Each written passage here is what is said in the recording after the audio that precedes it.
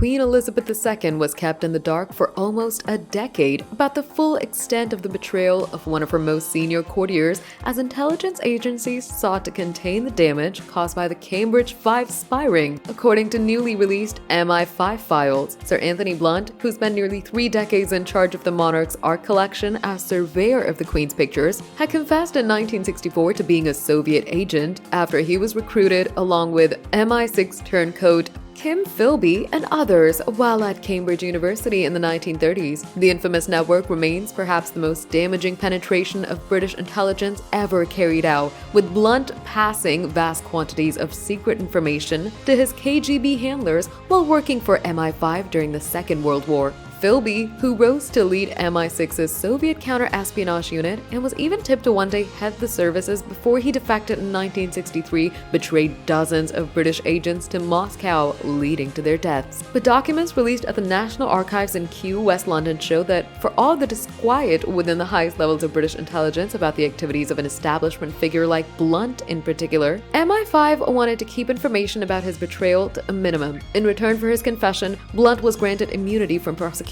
and allowed to keep his royal role for fear of sparking a scandal if the truth became known. It now seems this reticence even extended to the monarch, although it is likely that Queen Elizabeth was made aware of broad concerns about Blunt as early as the 1950s, following the defection of Moscow in 1951 of Donald Maclean and Guy Burgess, 2 other members of the Cambridge ring. She wasn't given the full story of the art expert's activities until the early 1970s. The decision to debrief the Queen was taken amid concern that the scandal would finally break when Blunt, who by this stage had been seriously ill with cancer, died, and journalists already aware of Whitehall rumors about him no longer had to worry about libel laws.